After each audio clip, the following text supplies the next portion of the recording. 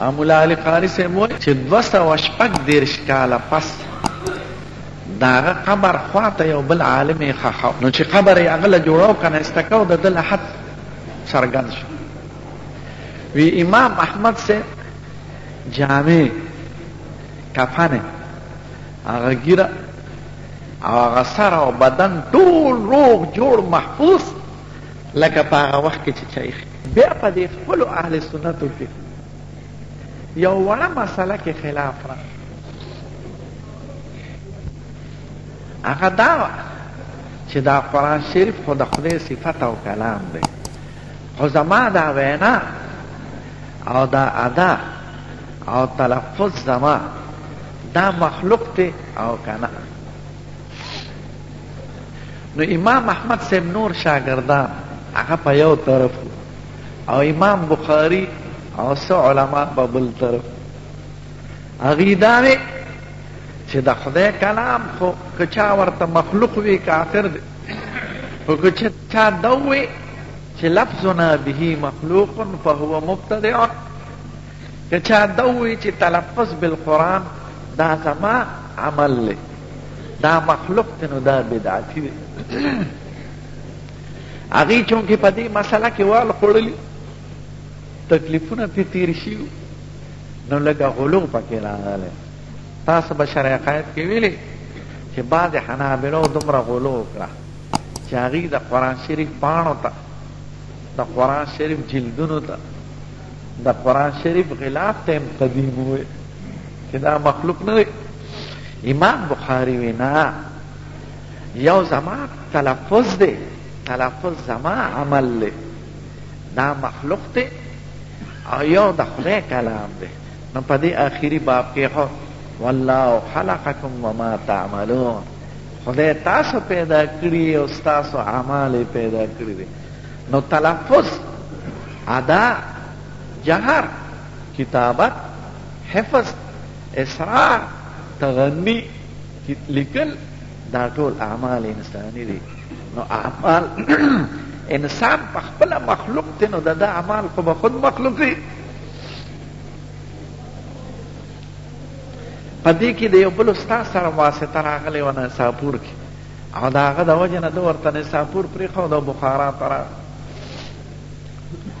دغې مسلې ته دې اشاره کوي. نو په دې وروستي باب کې بنیادي دغه مسله مقصود ده، دا د وزن پکې طبعا ده. هغه په دې طریقه ثابتوي چې د انسان دا لوستل دا به ده ته دلیل کېږي د قیامت پرس. که دې قرآن شریف وایي، که دې دعا کوي، که دې ذکر کوي، دا به ټول د قیامت پرس دلیل کېږي.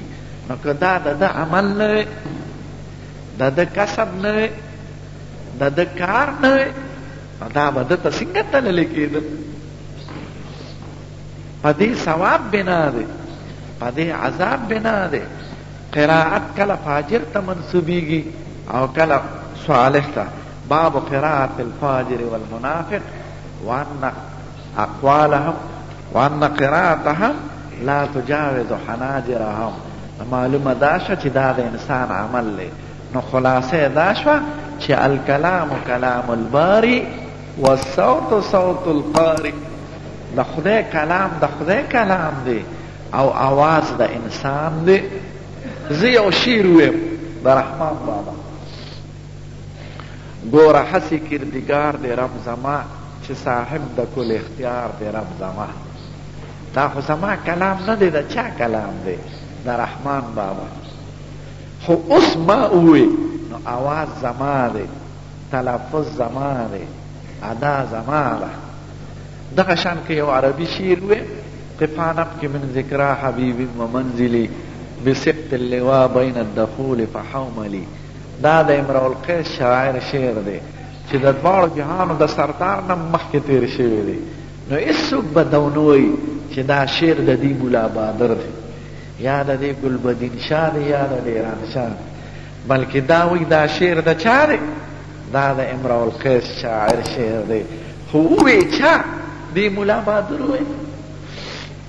نو دغه شان الکلام کلام الباری والصوت صوت القاری. القرآن کلام الله غیر مخلوق وتلفظنا به مخلوق، یعنی اداؤنا به، قراءتنا ایاه، تغنینا به، کتابتنا ایاه، حفظنا له، دا ټول اعمال انسانی دي او انسان سره د اعمالنا مخلوق دی، نو زما تلفظ مخلوق شو.